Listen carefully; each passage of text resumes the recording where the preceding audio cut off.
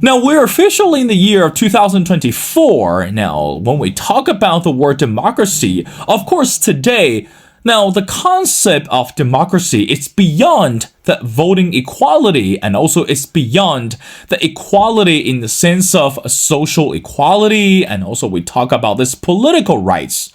Now, for some countries today, that mainly the countries in Asia or the countries in Europe, the citizens around the world are questioning if today democracy still works.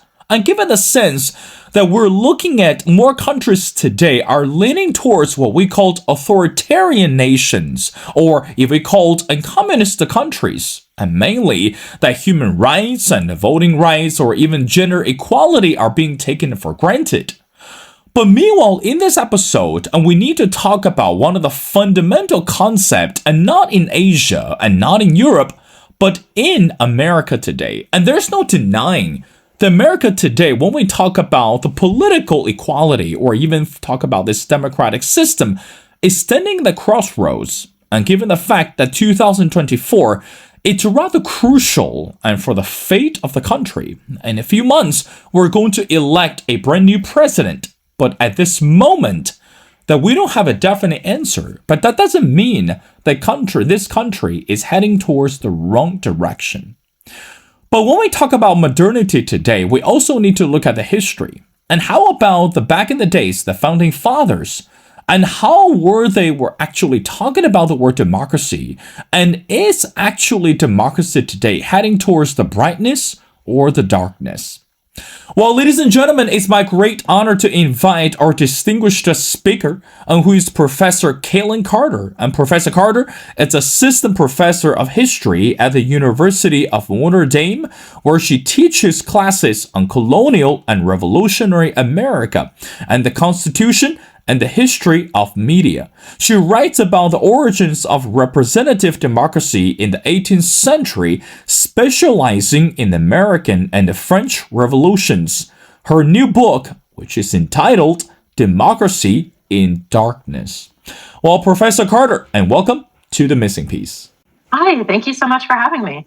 Well, again, Professor, let's get started. Your book focus on solely on the concept of democracy, but let's get to the question right away. Now, I know in your book that you touched on a good amount of information related to the Enlightenment period, and also we talk about the state secrecy. Now, what is the reason or how significant it is for us to understand such concept when we talk about democracy back in the days? That's a great question. I wrote the book because I think it's very important, actually, to understand the origins of modern representative democracy, which comes about in the late 18th century and in the United States, as you note, also in France. This idea kind of emerges that representative government can be a tool of popular sovereignty, that it can be a democratic form of government. And my book starts in the Enlightenment period before these revolutions happen, and it looks at how people started to rethink what political representation could mean and what kind of voice the people should have in government. And as you noted, state secrecy, that was something that was kind of taken for granted and very common in the early modern period in European politics. And people start to question that in the 18th century, and they start to advocate for more transparency in their government. And in my book, I show how calls for more transparency were really linked to these ideas about representative democracy and the idea that the government should be answerable and accountable to the people. Professor Carter, I want to talk about the concept. Again, you briefly touched on, it's called representative in terms of when we talk about democracy. Like, what does that mean? I remember back in days when we look at the history of America and when we look at this revolution for America, but also I think most of us, we aren't familiar that what you called representative or state representative. Like, what does that mean? Does that mean we're looking at today, we're looking at the Congress, we'll look at the senators? So what was the concept, and also what was their contribution to the growth or even the development of American history? Yeah, that's a great question. So, in the book, I talk about how in the 18th century, when people are using the term democracy, they're often using that to refer to a form of government in the ancient world, where the idea is that everyone directly participates in governance and has a say in decision making. Well, by the 18th century, most people at the time agree that that's not really practical in the societies that they're living in, for a few different reasons. I mean, one is that they've become too large. So when the United States is getting founded, there's 13 states there, and they agree it's just too large, and that it's maybe not really going to work. And so pretty much they all agree that they need a representative system of government, which prior to this period had been considered something kind of distinct from democracy. So I look at how they start to think about representative government as a form of democracy and a tool of democracy. And I trace some disagreements they have. I mean, some founders, some thinkers at the time think that, representative government is kind of a necessary evil. Like we just have to have it because we can't have direct democracy, which would be ideal and better. And for them, they think that it's really important then that the representatives look like the people, that they reflect public opinion in their decisions, because they want to try to use it to get as close to democracy as they can. So that's kind of one group.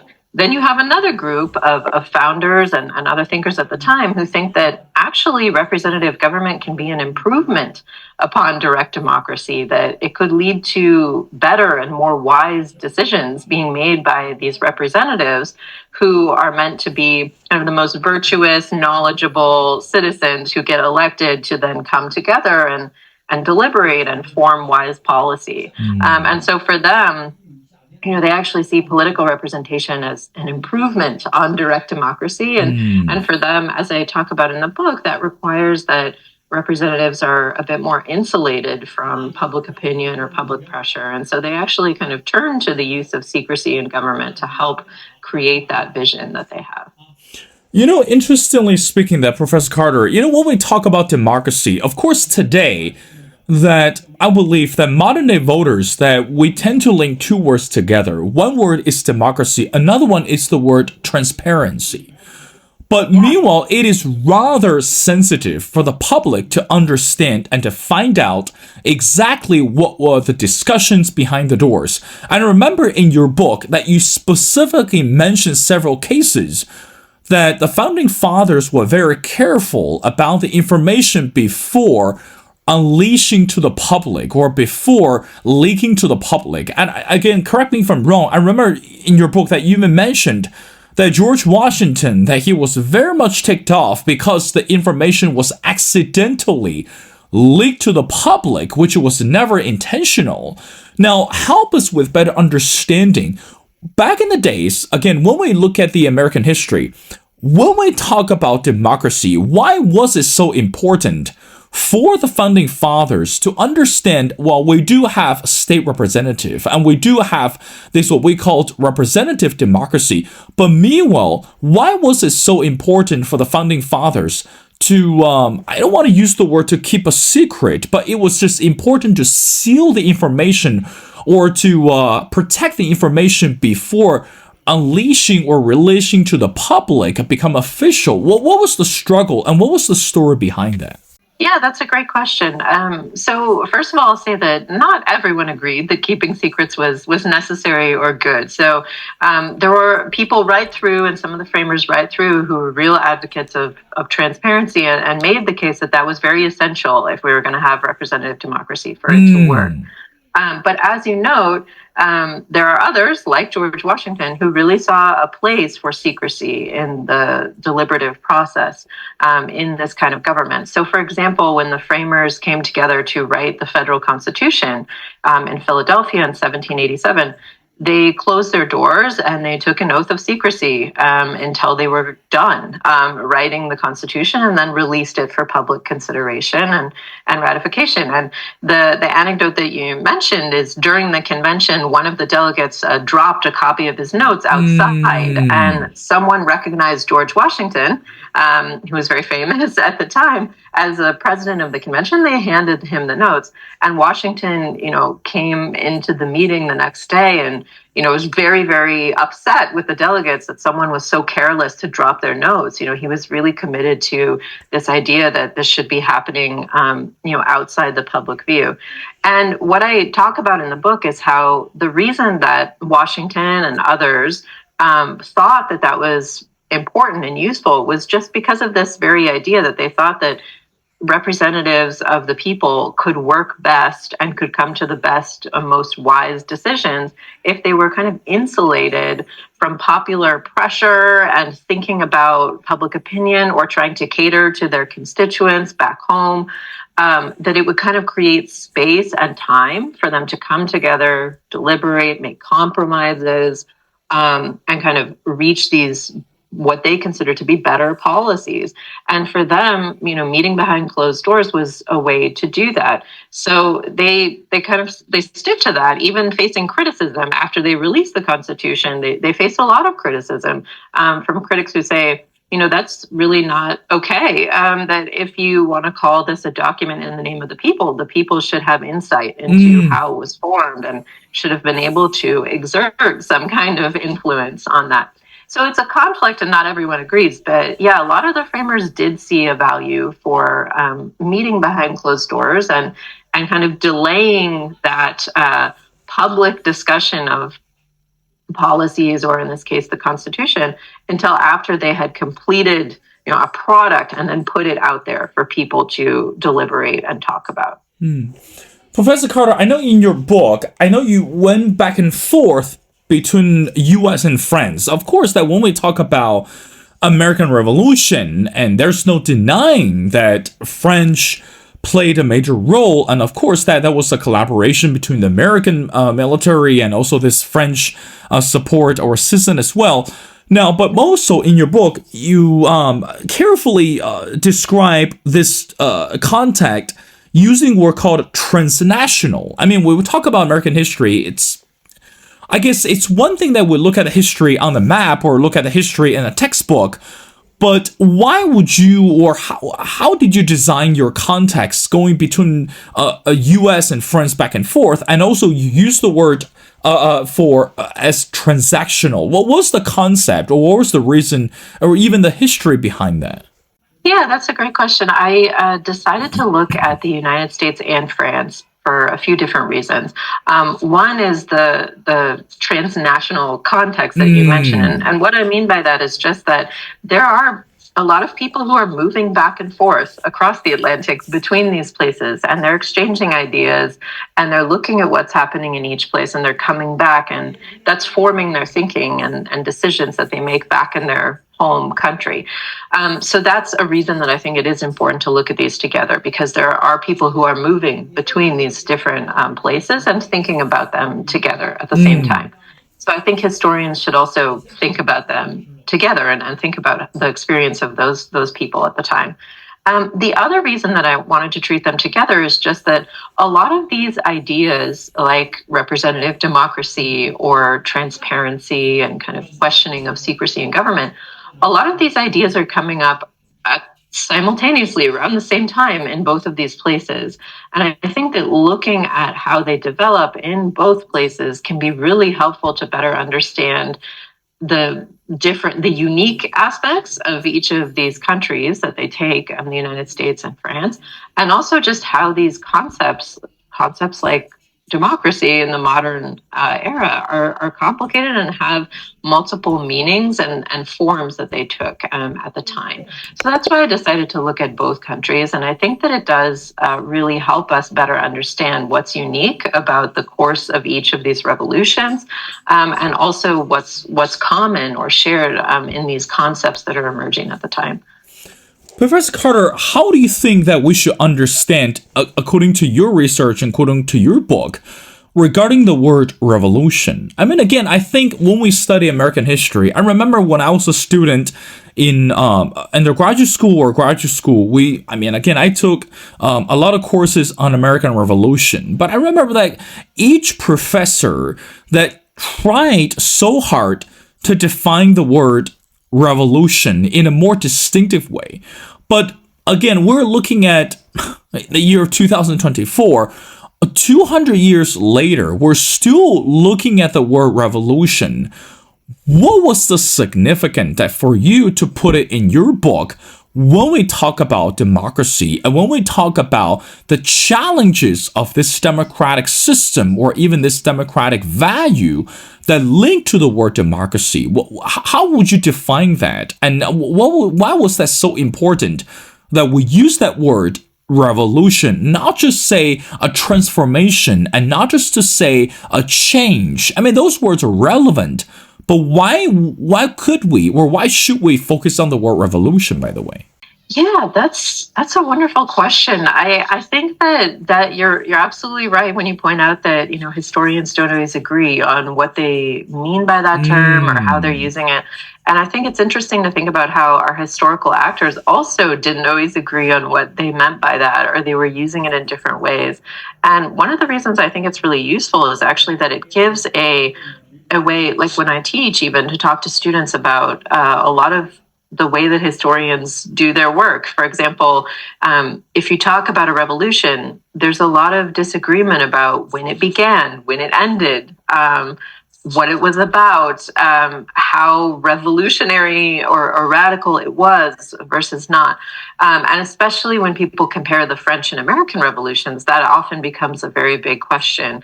Was the American Revolution that revolutionary, compared to France, which people often argue is more revolutionary? So I think that it's a useful concept to itself think about periods of political, social, economic transformation, really.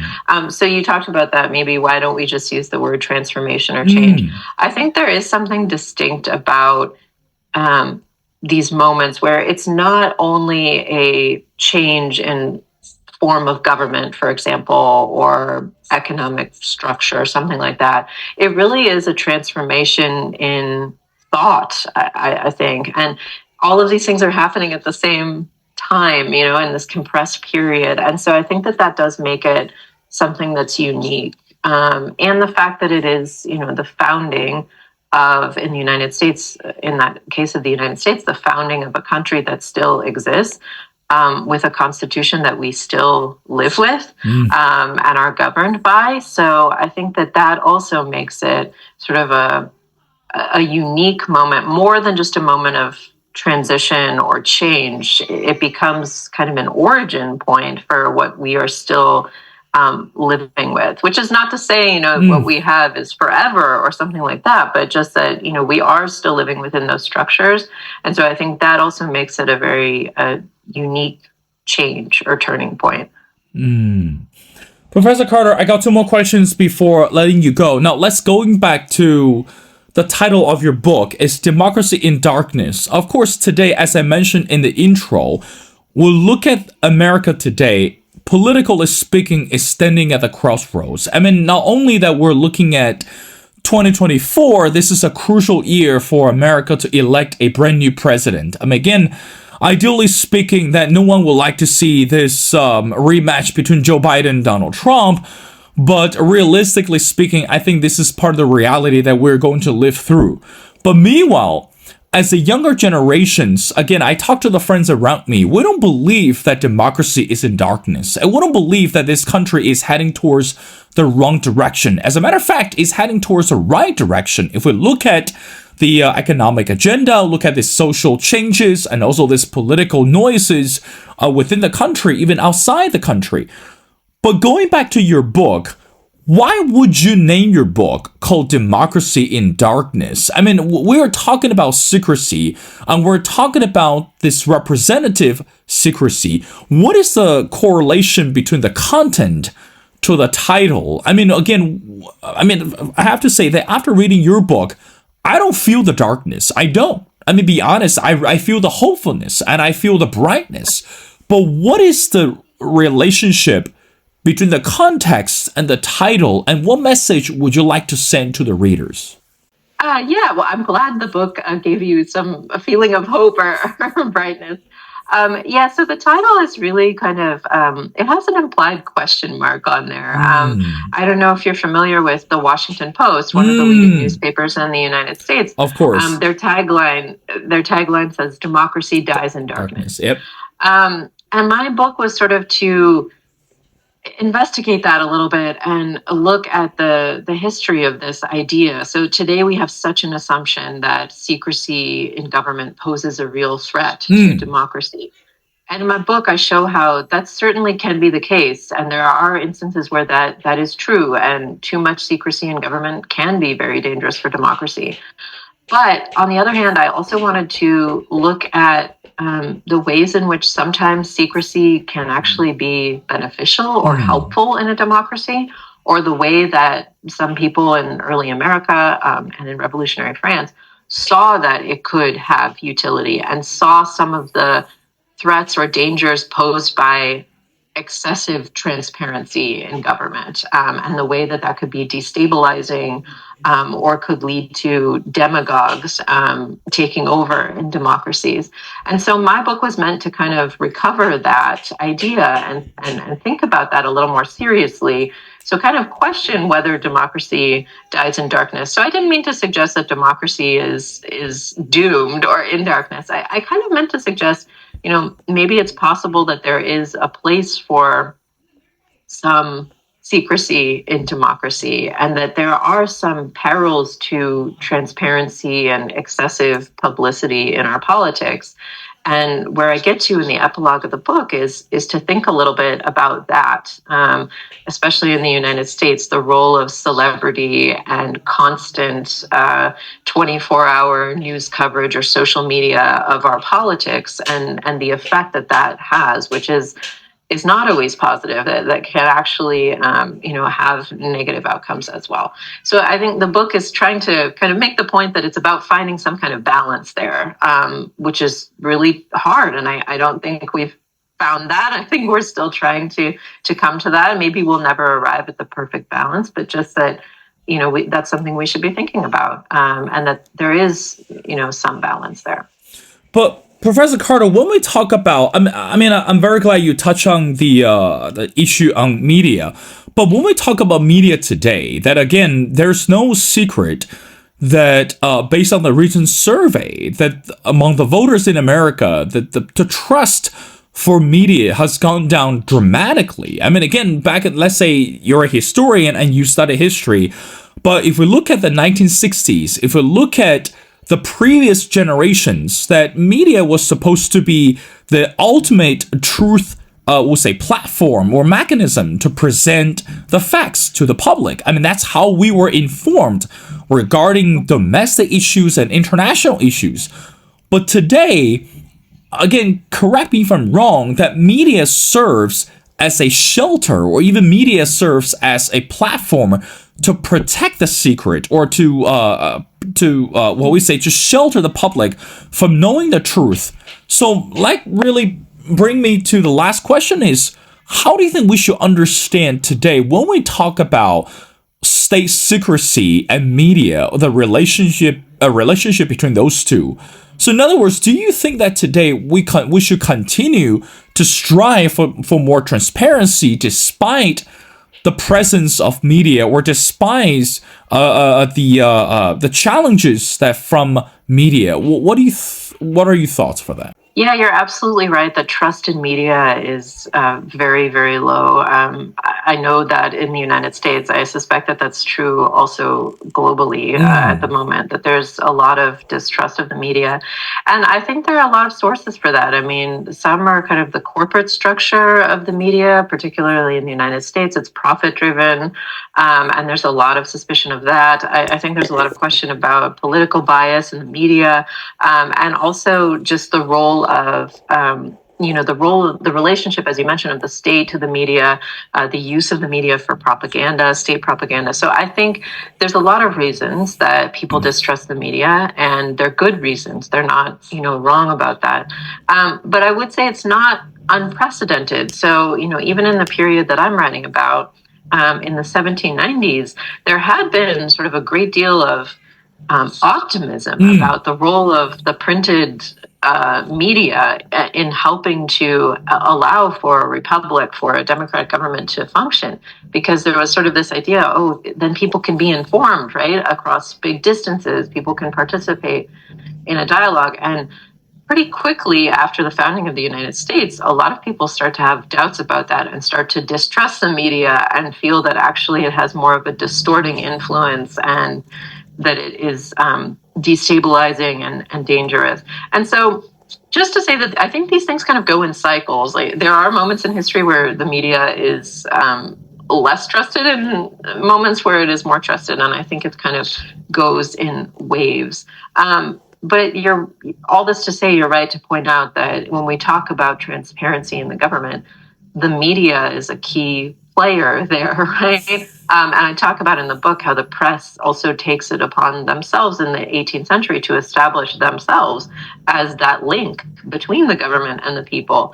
And that gives them a lot of power in that relationship and in this form of government. So it is, I think it's very complicated to think about how the media plays a role in that. It's not so easy as, if you want to make government transparent, the government and the people, a large vague entity can just directly, be in communication. There is the media involved necessarily, right? And so that adds a complicated element to it for sure. Well, again, today when we talk about democracy, there's no secret that it is being challenged around the world. I mean, again, as I mentioned before, some countries believe that democracy is supposed to be valued and protected or even elevated in a much greater way. But in some other countries, the democracy is being suppressed because this authoritarianism or even this totalitarianism. But ultimately, at the end of the day, we still believe that America is the champion for democracy, and America is supposed to continue to, shoulder the responsibilities to spread democracy around the world.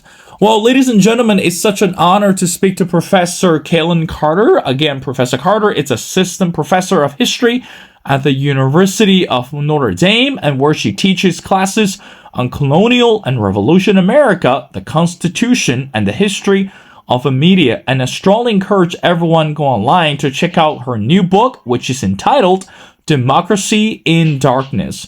Well, Professor Carter, thank you so much for your time. It's been a pleasure, and we'd love to have you back on the show as we continue to pay attention to modern affairs, and most importantly, to continue to our discussion regarding the concept of democracy. So thank you so much for doing this. Thank you so much.